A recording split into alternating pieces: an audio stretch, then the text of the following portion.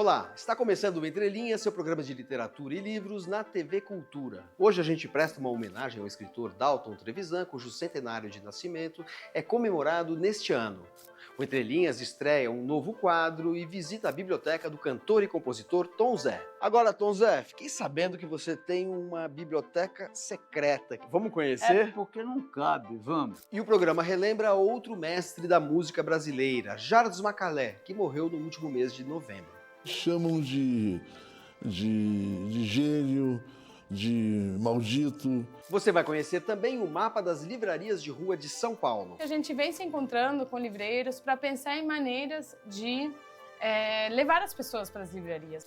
O Entre Linhas começa num bate-papo com a professora Sandra Estroparo e com o escritor e tradutor Caetano Galindo sobre o contista e romancista Dalton Trevisan, que nasceu há 100 anos e morreu em dezembro do ano passado. Christian Schwarz, biógrafo de Dalton, também participa dessa conversa em homenagem ao escritor que, sempre recluso e avesso a entrevistas e celebrações, ficou conhecido como o Vampiro de Curitiba, título, aliás, de um de seus livros mais conhecidos.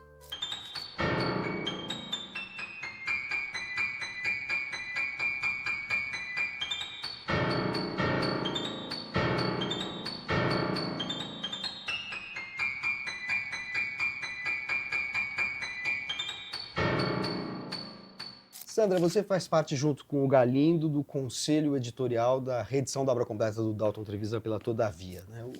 Qual é a característica desse trabalho e dessas edições? Tem uma particularidade que a gente tem que lembrar antes sobre a obra, que essa é a obra definitiva do Dalton, né? Isso que é muito bacana da gente pensar, porque o Dalton revisou a obra dele a vida inteira.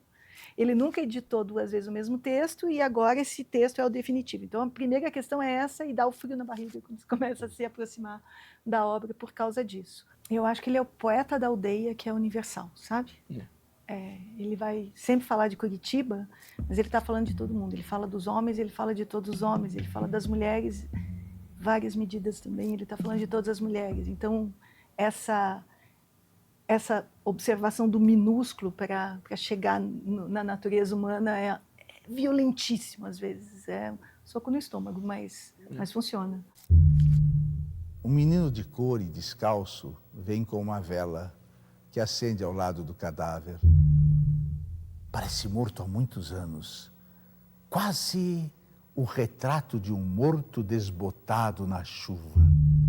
Ele é um dos maiores estilistas da história da língua portuguesa. E ele desenvolveu esse estilo, essa linguagem dele, de uma maneira que permitiu que ele chegasse num lugar completamente improvável e imprevisível. Uma mistura de brega popular, violento, refinado, erudito, canônico, inovador. Ridículo. Tudo ao mesmo tempo, numa linguagem que só pode ser dele e que é sempre um prazer de encontrar porque tá refinada aí desse jeito.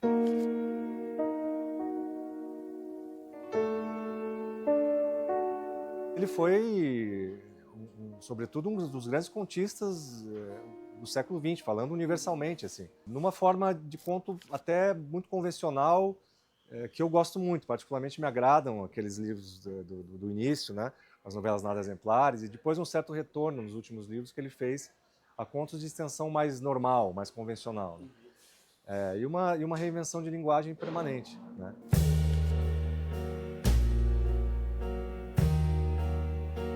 A que vocês atribuem essa depuração formal? Ele passou a vida buscando o exato, sabe? E, ao contrário do que a gente podia imaginar, ele vai no ponto. Você não perde nada. Não perde nada, nada, nada. Se você quiser, a gente tem exemplos de cabeça para dar, assim, porque Quero. Por exemplo, um conto longo sobre um pai que bate nos filhos e que ele reescreve várias vezes, e esses filhos sofrem. Ele reescreve e esse conto vai diminuindo. Aí, a última vez que ele mexeu no conto, esse conto vira uma frase só, que era uma frase do primeiro conto. E essa frase é: com facão não, pai, com facão dói. Só isso. Só isso. Você precisa de mais coisa para saber do que ele está falando? Aquilo é um mini conto. Não precisa mais nada. Você entende? É elíptico, né? Sumiu. O conto sumiu. Mas está tudo ali. E é dolorosíssimo, assim.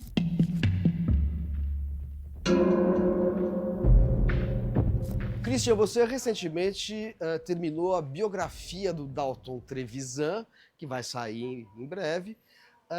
E eu queria saber como é que é biografar um autor tão recluso, cioso assim, da sua privacidade. Olha, é um imenso privilégio, em primeiro lugar, né? E uma grande responsabilidade, porque ele foi tão discreto ao longo da vida dele e mesmo foi bastante impiedoso com as pessoas que em algum momento revelaram qualquer coisa mais íntima, né? Que a minha aproximação precisou ser muito lenta, muito gradual e contou com um pouco de sorte também, porque no momento em que eu me aproximei e fiz uma pergunta muito simples, que era se eu poderia ler a correspondência dele, que por informações anteriores a gente sabia que era uma correspondência muito rica em termos dos bastidores da produção, especialmente as cartas trocadas com Otto Lara Rezende, mais de 600, continham muitos detalhes, né, a respeito das mudanças nos contos, e, enfim, aquela eterna insatisfação dele com as primeiras versões e segundas e terceiras versões. E para minha surpresa, o pedido de ler a correspondência completa foi acolhido de imediato. Ele aceitou responder perguntas que já eram perguntas minhas, específicas, muito tópicas mesmo, que eu formulei a partir da leitura da documentação.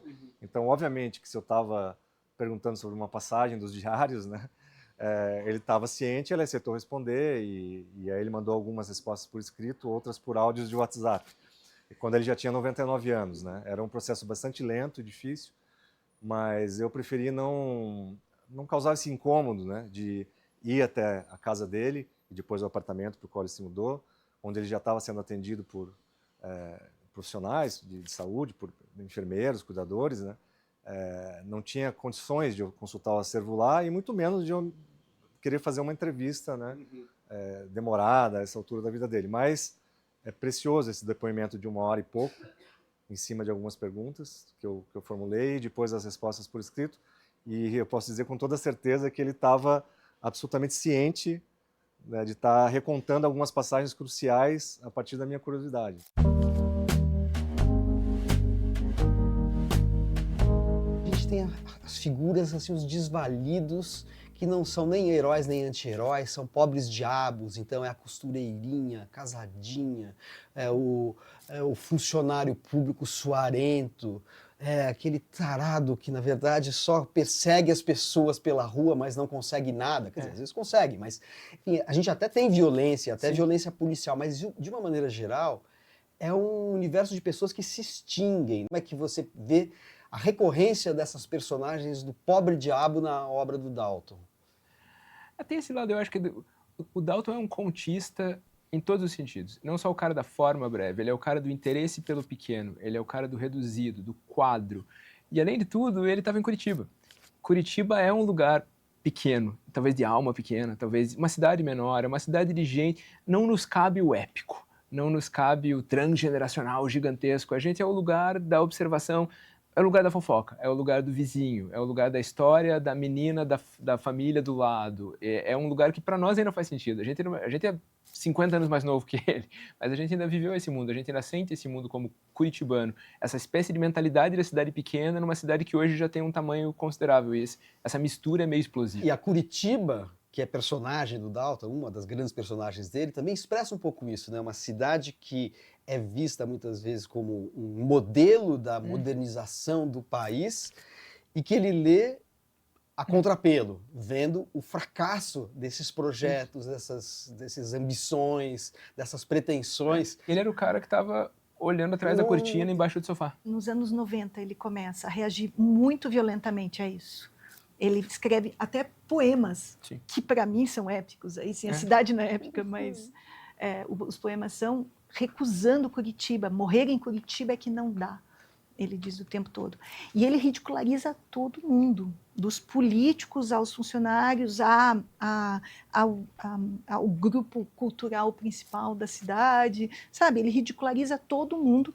E ele pode fazer isso porque ele é um escritor de verdade e porque ele é um recluso que não está nem aí com nenhuma daquelas coisas. Ele não quer nada no nome dele, ele não quer museu, ele não quer rua, ele não quer glória, ele não quer nada.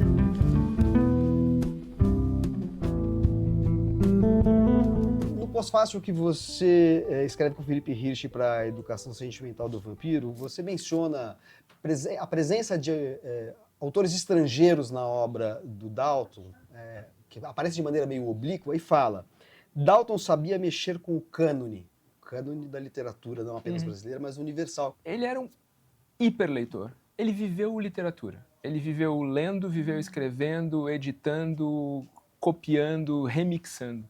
E ele transformou isso, eu acho que é um processo, no fim de contas, muito natural. Era homenagem, era citação, era apropriação, era incorporação, era reelaboração. Ele estava o tempo todo em diálogo permanente, às vezes muito discreto, às vezes muito elegante, às vezes muito engraçado, com o que veio e com o que estava por vir, de certa forma, também.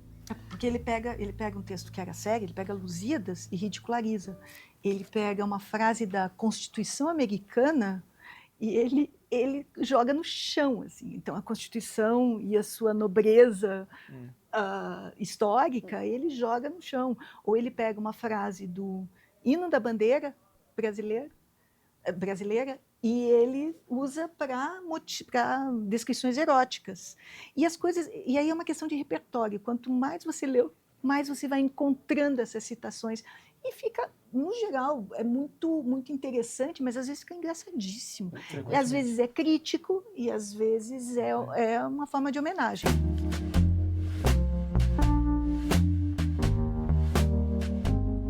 Ele era um leitor muito sofisticado de romance e talvez a maior descoberta nesse aspecto. Ele foi um leitor obsessivo da Bíblia, né, de uma edição em particular.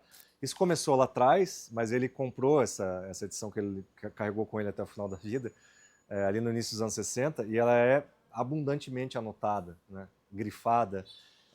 O Dalton tinha um hábito muito particular com todos os livros dele.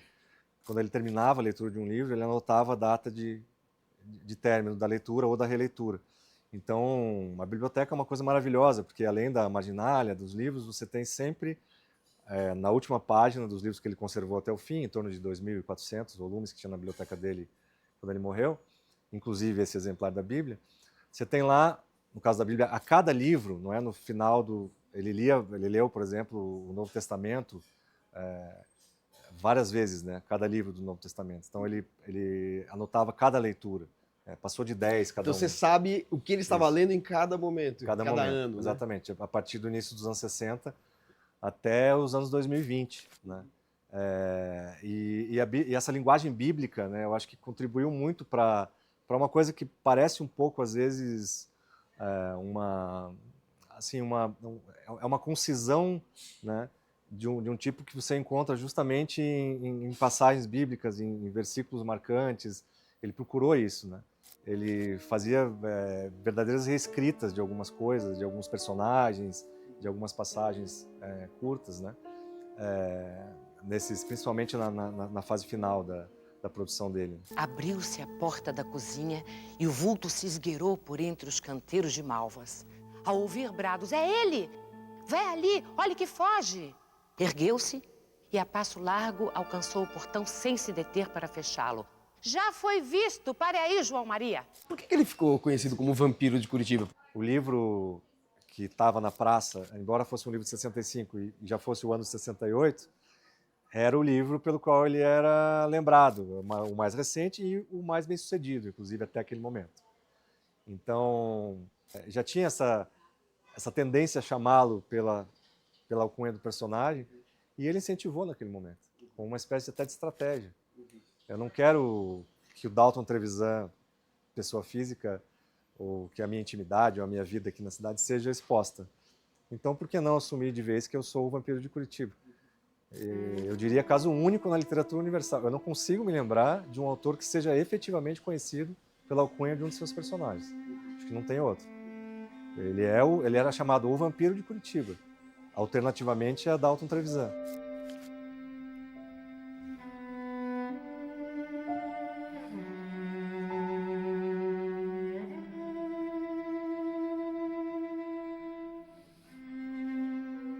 Quando todo mundo achava que as mega livrarias iam acabar com as livrarias de rua, começaram a surgir em São Paulo espaços que promovem um encontro mais íntimo entre leitores e livreiros. Esse movimento foi tão consistente que agora há até um mapa para você percorrer o roteiro das livrarias da cidade. E o Entre Linhas foi conferir a iniciativa.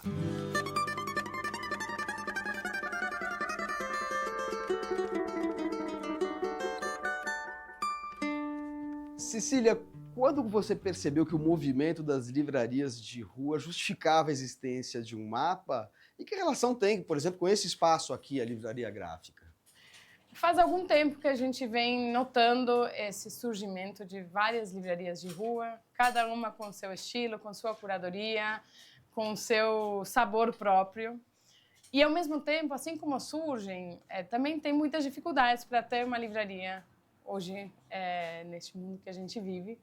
Então, faz alguns anos que a gente vem se encontrando com livreiros para pensar em maneiras de levar as pessoas para as livrarias, mostrar essa importância desses espaços para a cidade, para o ecossistema editorial, enfim, para a vida, sendo um pouco exagerada, né? Mas a gente já vinha sentindo isso e pensávamos e fizemos algumas ações. Então, os marcadores de página, um cartaz, fizemos outras ações nos últimos anos, mas tinha esse desejo de ter uma peça impressa para as pessoas poderem olhar e falar, quero ir nessas livrarias.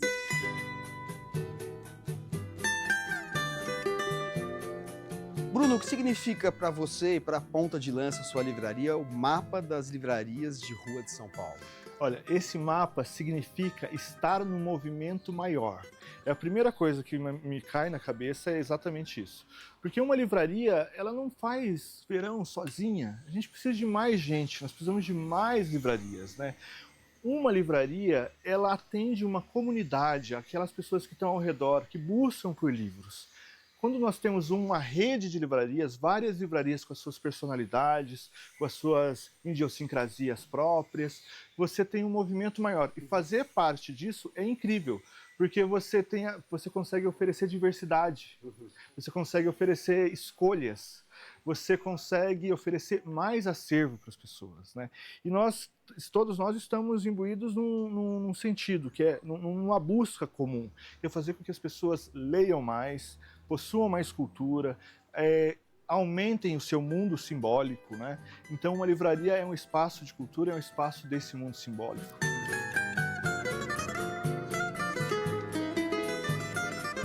E aí entrou o MZK aqui na jogada para executar esse sonho de vocês, é isso? Ah, sim. Eu com a Isadora, né? A Isadora fez as ilustrações e eu fiz o projeto gráfico. Enfim, montei ali o quebra-cabeça um pouco de livrarias, né? Quantas são? São 37. Então, essa coisa de, enfim, conseguir colocar todo nesse espaço, né? Que é um espaço grande, mas a gente sempre precisa dar uma trabalhada nele, né? E os desenhos são desenhos que são, enfim, reproduzem a estética da própria livraria. Sim, são as fachadas das livrarias, feitas pela Isadora, e a gente montou, enfim, né? Encontrou a melhor maneira a ficha técnica delas, de fazer a ficha técnica contatos, e montar os pins ali para localização e tal. Mais ou menos isso. Estão todas as livrarias de rua de São Paulo aqui? Não estão, são 37, mas tem vários outros espaços na cidade que a gente espera que em outras edições do mapa a gente possa contemplar ainda mais espaços. E é uma característica de São Paulo, de ter muitas livrarias, né? Se a gente compara com outras cidades do Brasil, é algo notável, que São Paulo tem muitas livrarias de rua.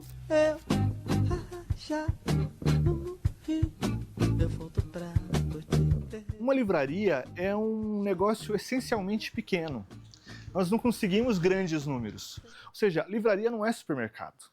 Livraria não é um lugar que você sabe que exatamente o que vai comprar. Às vezes sabe, mas geralmente não. Você entra num espaço como esse para descobrir autores, para descobrir histórias. E quando você não tem mais essa figura do mediador, que é a figura do livreiro, você perde sentido. E aí vai virar um grande supermercado e as pessoas não vão saber o que comprar. O legal do mapa é mostrar para as pessoas como muitas coisas acontecem nas livrarias e é chamar a atenção para elas. Então, não precisa necessariamente visitar as 37 que estão aqui. É só chamar a atenção para o olhar, que às vezes você vai caminhar e vai ver que tem um sebo aqui na sua rua, ou que tem outra livraria que por acaso não está contemplada aqui no mapa, mas que é muito legal de visitar, de prestigiar, de se deixar surpreender nessas livrarias. E como as pessoas podem ter acesso ao mapa?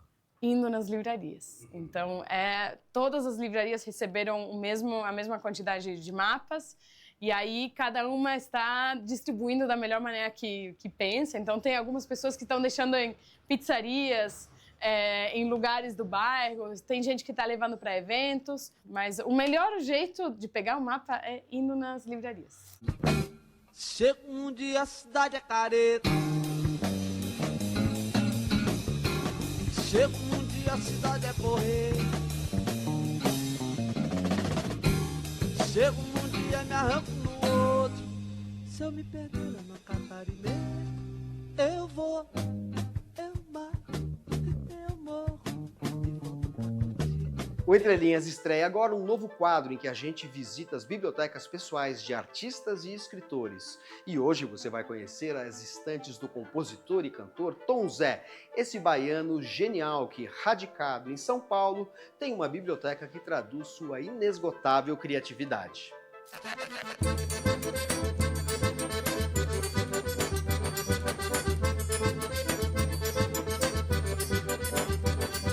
Deixa o pessoal armar para filmar. Pode seguir lá. a gente? Então vamos lá, Tom Zé. Vamos nós! Vamos nós!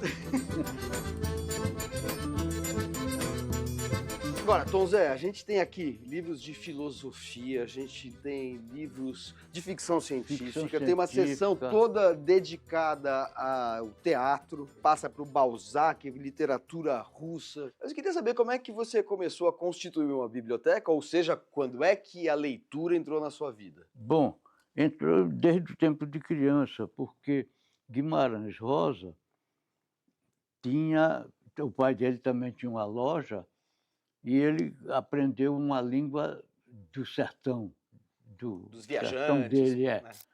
E eu, quando peguei um livro dele, para mim a leitura era fácil, porque eu diariamente tinha contato com aqueles termos, aquela estruturação do português e tal. E o povo da roça tinha uma coisa gozada. Chegavam na loja, meu pai botava cadeiras do lado de fora do balcão, e eles gostavam de... A principal riqueza que eles tinham era a conversa. E a maneira de se conservar vivo com a sensação de vida na face da terra era a conversa. Quando peguei Guimarães Rosa, me senti em casa.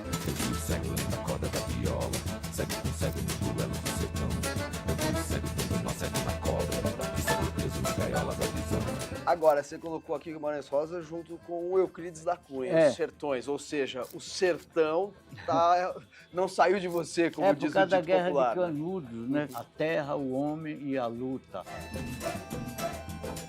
Um processo gozado, eu era um péssimo aluno de ginásio e teve uma aula que finalmente me tornou bom aluno. Um ano lá, eu não frequentei a aula de ginástica. E o castigo era você fazer as provas depois do fim do ano. Então, você passava as férias todas estudando. E minha mãe me trancava num quarto, o chão era de assoalho, eu ouvia ela caminhando. E, por acaso, não tinha um santo e tinha uma biblioteca com os sertões de Euclides da Cunha e Guimarães Rosa. Quando eu peguei, que descobri que aquela criatura, que era eu, que estava no balcão da loja, existia, porque eles falavam nessa criatura, aí eu me apaixonei pelo livro, me arrepiei e passei as férias todas lendo aquilo. Quando minha mãe chegava, eu pegava os livros da escola.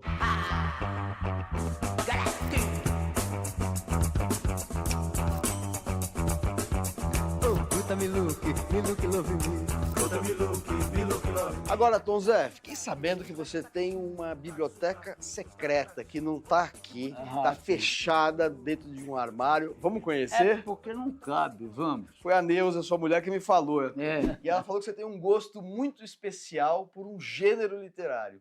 Tudo isso é literatura policial.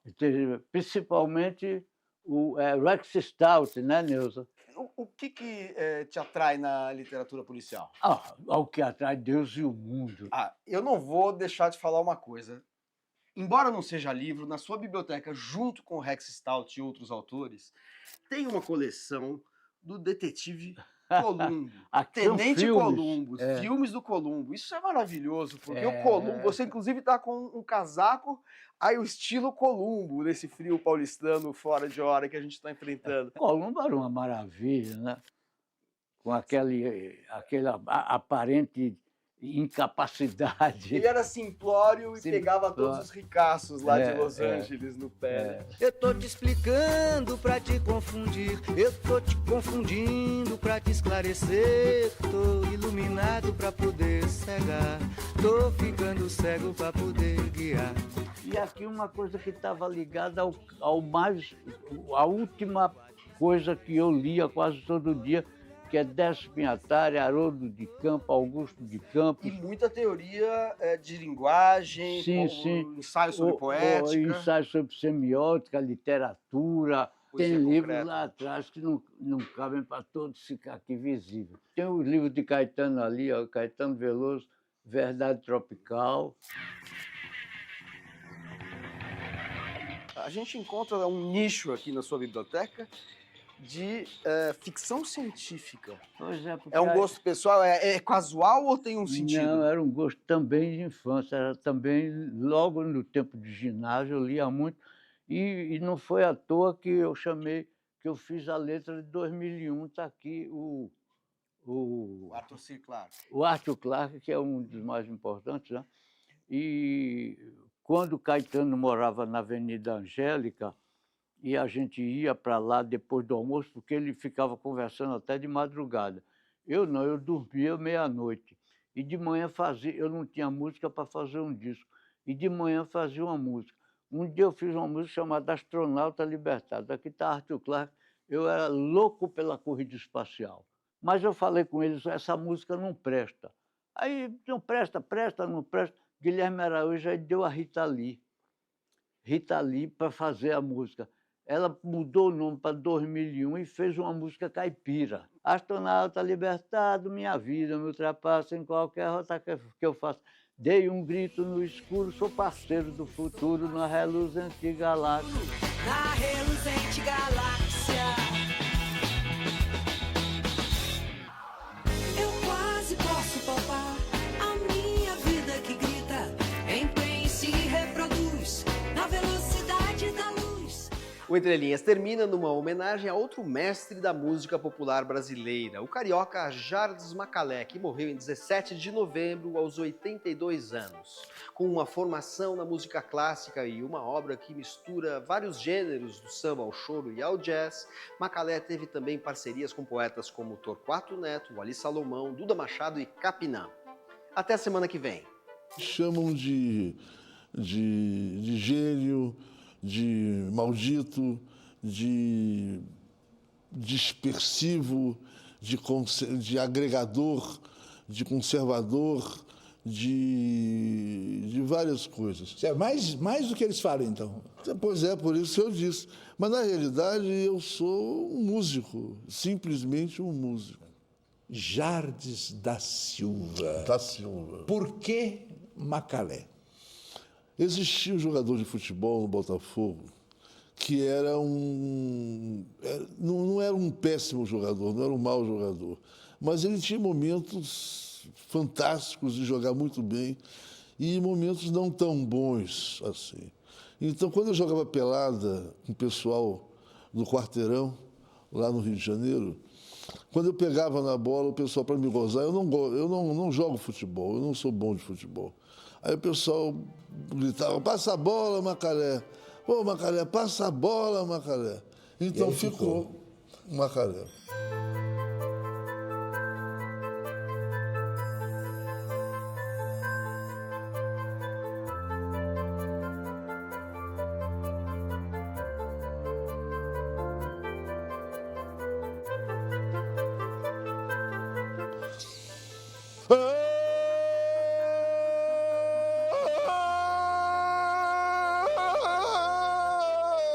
Você derrotou da Roma velha aos pobres, e a mobília nós vamos quebrar. Isso é pra já, vamos quebrar. Pode quebrar tudo, minha filha. Quebra tudo, joga tudo pela janela.